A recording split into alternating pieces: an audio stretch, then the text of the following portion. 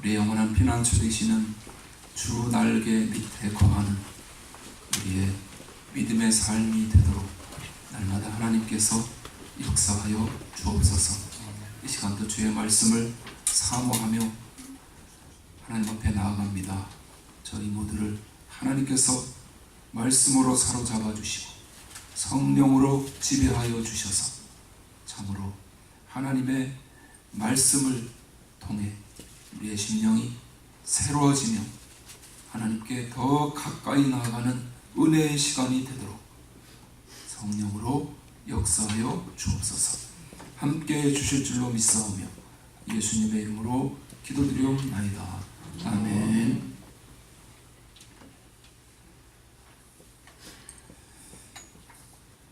같이 한번 하실까요? 너희도 남을 대접하라. 제목의 말씀 잠시 나누겠습니다.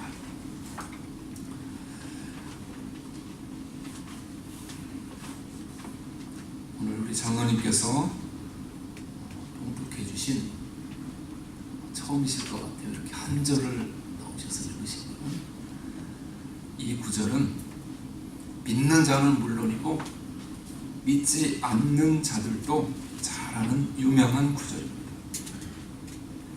이 말씀이 그렇게 유명하고 중요한 이유는 예수님이 우리에게 이 말씀을 주시면서 덧붙이신 하나의 주석 때문입니다. 이 구절을 한번 천천히 한번 함께 읽어보시겠습니다. 그러므로 무엇이든지 남에게 대접을 받고자 하는 대로 너희도 남을 대접하라. 이것이 율법이요 선지자니라. 아멘. 율법과 선지자는 그 당시에 성경을 의미했습니다.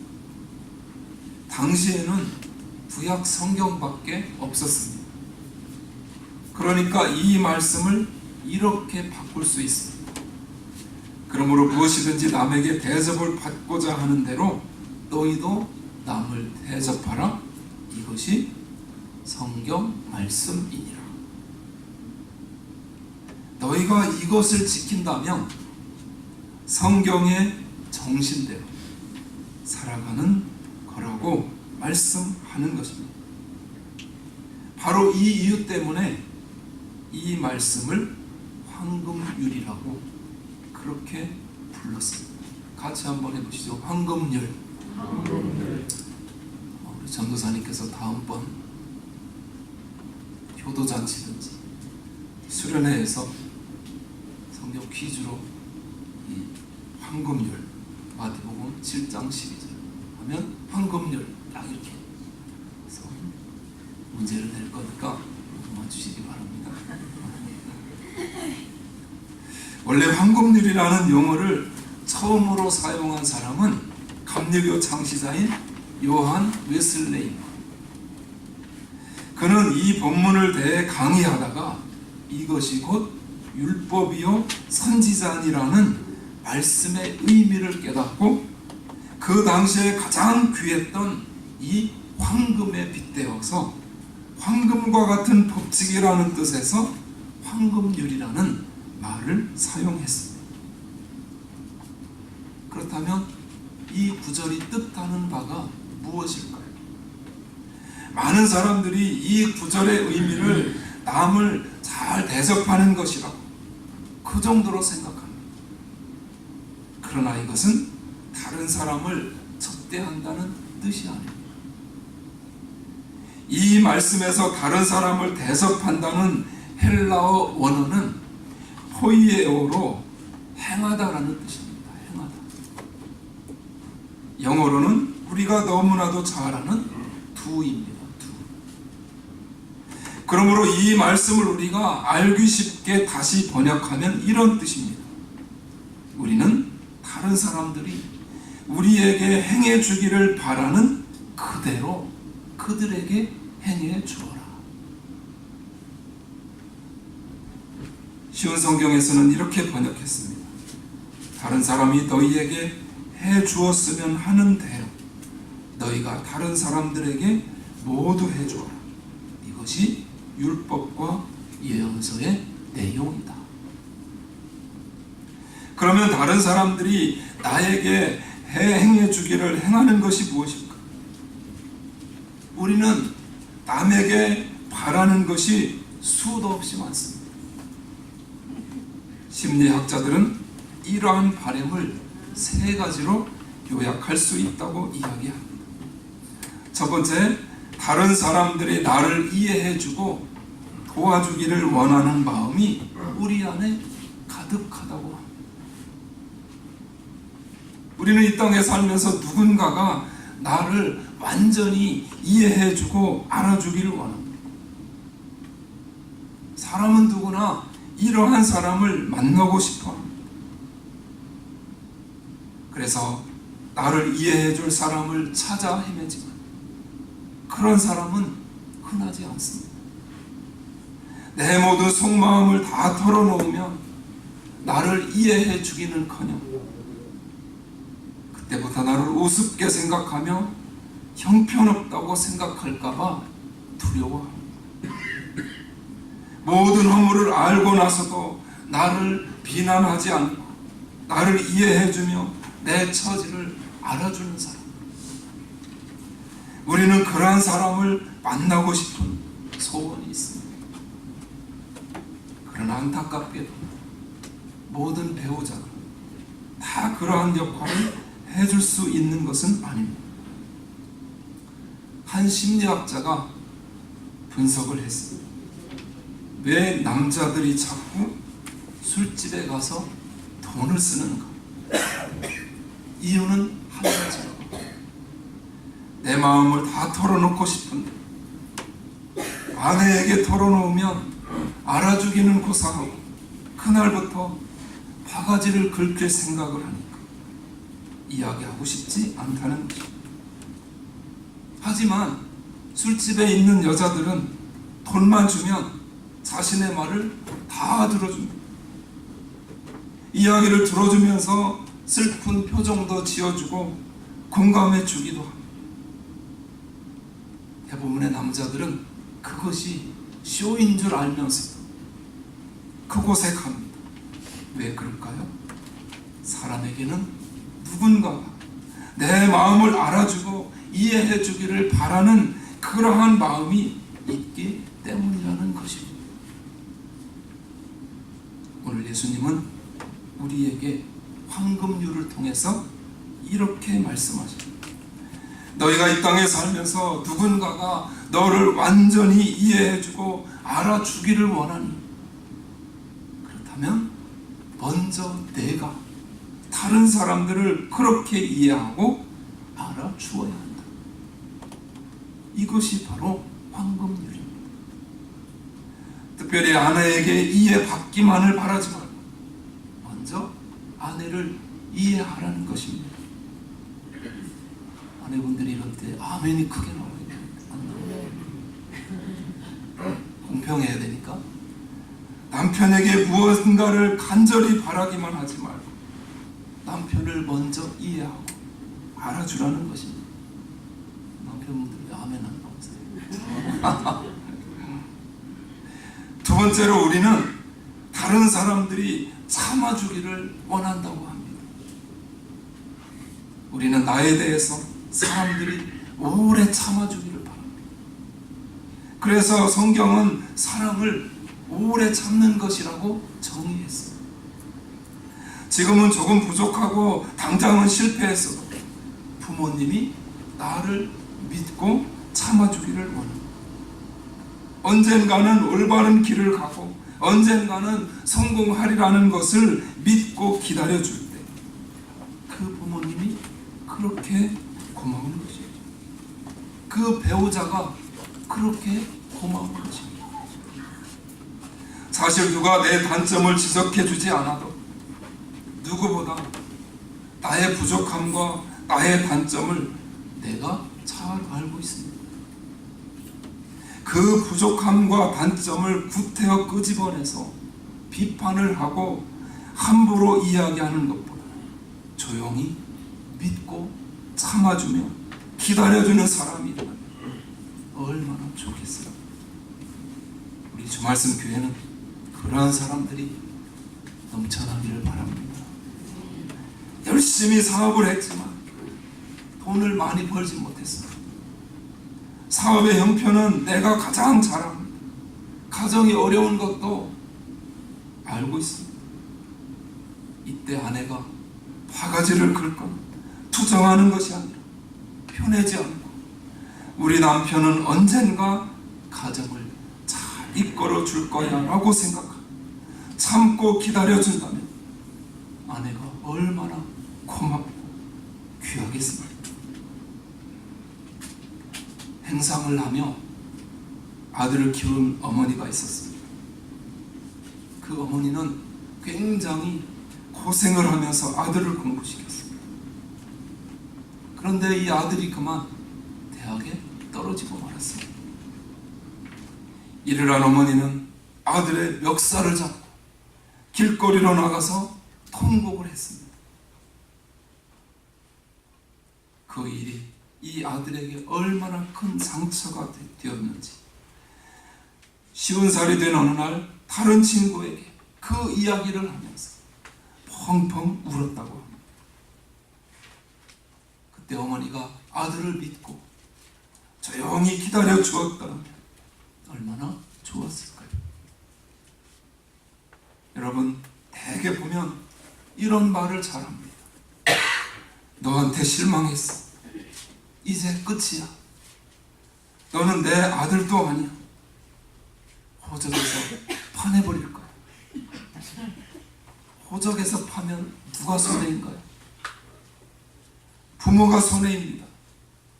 그 고생을 해서 다 키워놓고 연을 끊으면 아들은 속으로 좋아할지 모릅니다. 부모는 늙어가기 때문에 함부로 그런 이야기를 해서는 안 됩니다. 예수님이 말씀하십니다. 한 번 잘못해요.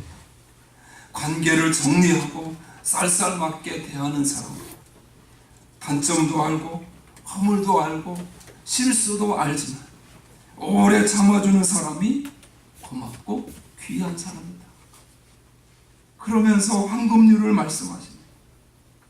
너희가 정말로 다른 사람들에게 대우받기를 원한다면 너희가 먼저 배우자와 자녀와 형제 자매와 성도들을 똑같이 대우해 주오라. 이것이 성경이다.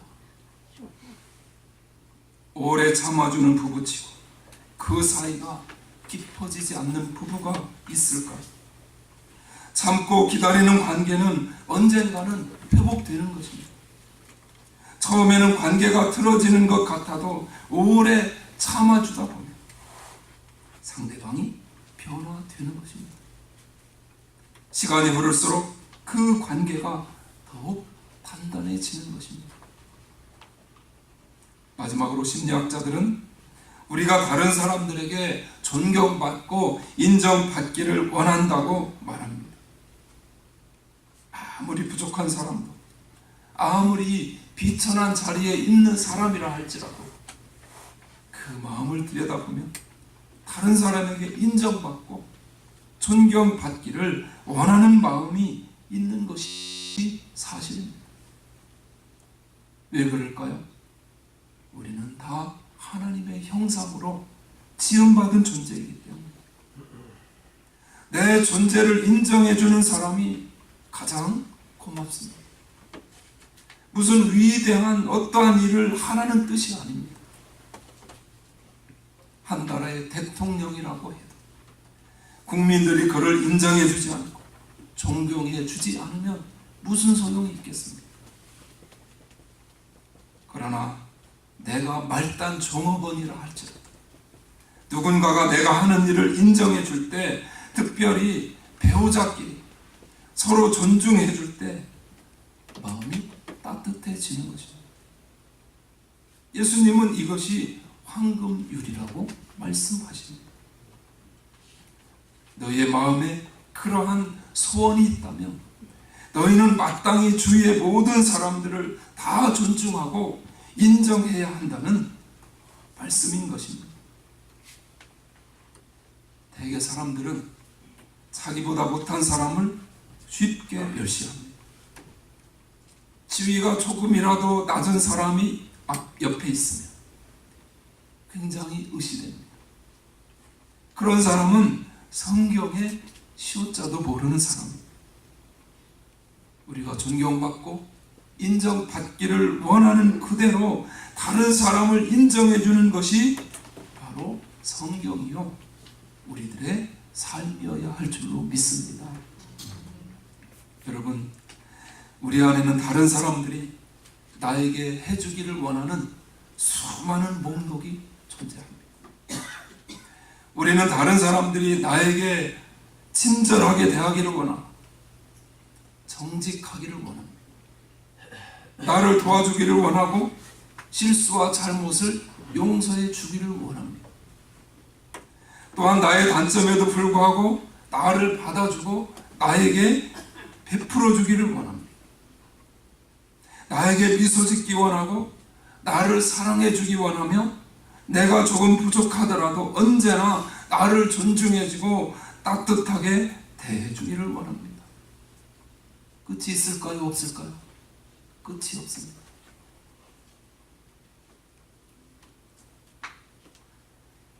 그런데 오늘 예수님은 우리 안에 있는 바램 그대로 먼저 그들에게 행하라고 말씀하십니다.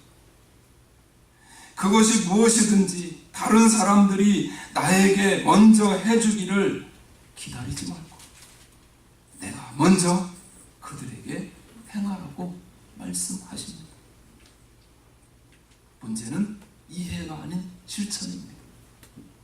이 말씀을 실천하는 것은 너무 어렵기 때문입니다. 한 가지 예로 우리가 살면서 가장 흔하게 실천할 수 있는 용서에 대해서 살펴보겠습니다. 우리는 잘못했을 때 직장 상사와 배우자 그리고 하나님이 나를 용서해 주기를 바랍니다. 용서받은 기쁨은 말로 다 할 수 없습니다. 그래서 우리는 이렇게 이야기합니다. 용서는 정말 아름다운 것이야. 그러나 여러분이 누군가를 용서하려고 하면 어떤가요? 그때의 용서는 그렇게 아름답지 않습니다. 때로는 고난입니다. 용서라는 단어를 떠올리기도 싫습니다. 내가 용서받을 때는 아름답지만 내가 용서하기는 싫은 것입니다. 그만큼 용서한다는 것은 어려운 일입니다. 바로 오늘 말씀 이 황금률은 어려운 것입니다. 이것이 바로 저와 여러분의 연약함입니다. 이것은 바로 우리가 이 말씀 앞에 엎드려야 하는 이유입니다. 우리가 황금률을 이해하는 것은 어렵지 않습니다. 그러나 그것을 실천하는 것은 너무도 어렵습니다. 그렇다면 어떻게 해야 우리가 이 중요한 황금률을 실천할 수 있을까요? 예수님은 그 방법을 문맥을 통해 우리에게 가르쳐 주십니다. 이 구절은 너무나 유명해서 많은 그리스도인들이 암송해왔습니다. 그러나 예수님은 이 말씀 한 구절만 떼어내서 말씀하신 적이 없습니다. 이 말씀 앞에는 기도에 대한 가르침이 자세히 나옵니다. 다시 말하면 예수님은 기도에 대해 말씀하시면서 이 황금률을 우리에게 주신 것입니다. 무슨 뜻일까요? 우리는 우리의 힘으로 이 황금률을 실천할 수 없다는 것입니다. 내 능력으로, 내 의지로는 절대로 이 말씀을 내 삶에 적용할 수 없다는 사실입니다. 이 사실을 아셨기 때문에 예수님은 기도의 문맥 가운데 우리에게 황금률을 가르쳐 주셨습니다. 그런 의미에서 우리는 이 황금률을 우리의 삶에 적용하기 위해 먼저 하나님, 아버지를 의지해야 합니다. 날마다 하나님 앞에 기도하는 삶을 통해 보좌 앞으로 나아가는 자만이 황금률을 실천할 수 있다고 말씀해 주십니다. 예수님은 친히 우리의 기도에는 무한한 효능이 있다고 말씀하셨습니다. 하나님은 우리의 모든 요청에 반드시 응답하시기 때문에 때로는 우리가 요청한 그대로 들어주시고 우리가 요청한 것이 잘못된 것이면 순화시켜서 들어주십니다. 우리가 열심히 기도하면 미처 요청하지 못한 것까지도 하나님은 우리에게 허락해 주십니다. 예수님은 그 사실을 우리에게 이렇게 설명해 주십니다. 마태복음 7장 9절 10절 말씀 같이 한번 읽으시죠. 9절 10절입니다. 너희 중에 누가 아들이 떡을 달라 하면 돌을 주며 생선을 달라 하면 뱀을 줄 사람이 있겠느냐. 11절이요. 너희가 악한 자라도 좋은 것으로 자식에게 줄 줄 알거든 하물며 하늘에 계신 너희 아버지께서 구하는 자에게 좋은 것으로 주시지 않겠느냐. 아멘. 이 말씀에 나오는 좋은 것이 다른 사본에는 성령이라고 나옵니다. 그러므로 이 구절은 두 가지로 해석이 가능합니다. 첫 번째로 하나님은 우리가 기도하면 가장 좋은 것으로 우리의 기도에 응답하신다는 것입니다. 또 한 가지는 우리가 기도하면 반드시 성령을 주신다라는 것입니다. 여러분, 성령이 우리 마음에 들어오시면 어떤 일이 일어날까? 성령이 우리의 기도를 인도하십니다. 어리석은 기도를 중단하게 하시고 가장 올바른 기도를 드리게 하십니다.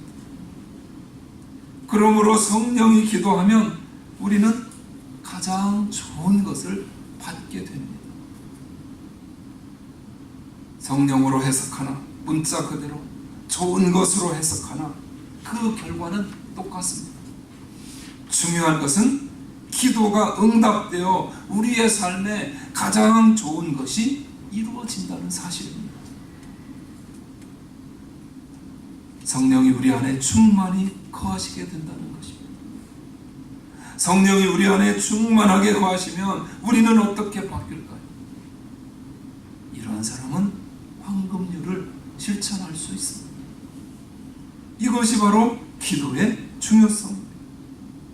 우리가 내 관심사건, 내 질병을 위해서건, 내 자녀 문제를 위해서건, 내 사업을 위해서 기도하지 않고 가만히 앉아서 하나님이 다 알아서 해 주시기를 기다린다. 우리는 영원히 변화된 삶을 살 수가 없습니다. 반대로 우리가 매일 하나님 앞에 나가서 기도하면 어떻게 될까요? 하나님이 우리에게 성령을 보내주십니다. 하나님을 만나게 됩니다. 성령의 음성을 듣게 됩니다. 그래서 기도하는 사람은 자신도 모르게 변화됩니다. 기도를 많이 하는 사람들은 말수가 적어지고 남을 함부로 비난하지 않습니다. 목사님 잘못 알고 계신데 제가 보니까 기도 열심히 하는데 엄청 비난하는 분이 계시던데 왜 그런가요? 기도를 잘못한 거죠. 기도를 제대로 했는데 비난의 앞잡이로 쓰인다면 그거는 크게 잘못된 거죠. 마음이 넓어지고 용서를 베풉니다. 기쁘게 살며 고난도 이겨냅니다. 어떻게 그게 가능할까요? 기도할 때마다 하나님을 만나기 때문입니다. 우리가 기도하며 하나님을 만나고 성령 하나님을 내 안에 날마다 충만하게 모시게 됩니다. 성령 하나님께서 우리를 가만히 놔두지 않으신다는 거죠. 주장하시고 우리를 사로잡으시고 지배하셔서 하나님의 사람으로 넉넉하게 살 수 있도록 우리를 이끌어 가시는 것입니다.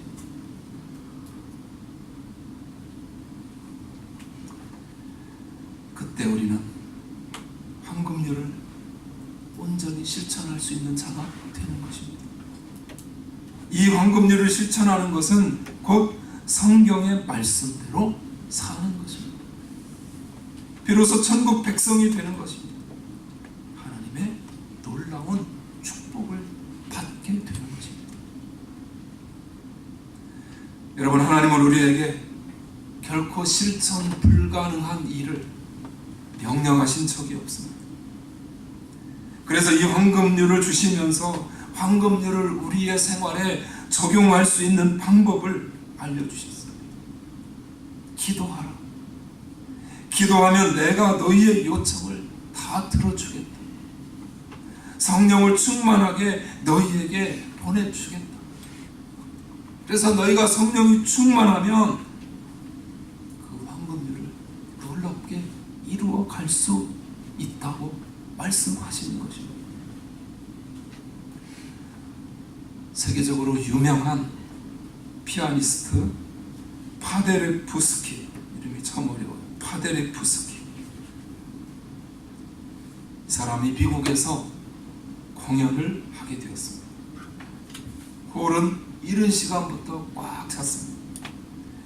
음악 애호가들은 물론이고 저명한 인사들이 그 홀을 꽉 채웠습니다. 연주회가 시작할 시간이 되었습니다.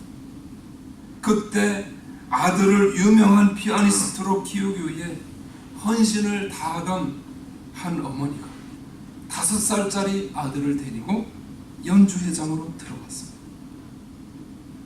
그런데 그 어머니가 아는 사람을 만나서 인사하는 사이 이 아이가 쏜살같이 뛰어가서는 무대 위에 올라가 그랜드 피아노에 탁 앉았습니다. 그리고 젓가락 행진곡을 치기 시작했습니다. 다 아시죠? 딴딴딴딴딴딴딴딴, 그거 아시죠? 사람들이 너무나 놀랐습니다. 여기저기서 웅성거립니다. 저 아이를 빨리 끌어내려. 부모는 어디 있는 거야? 왜 아이를 그냥 내버려 두는 거지? 난리가 났습니다. 그때 주인공인, 그날의 주인공인 이 파데레프스키가 걸어 나와서 관중들에게 조용히 하라는 사인을 주고 아이의 뒤에 가서 아이의 팔을 감싼 뒤 계속 연주하라고 말합니다.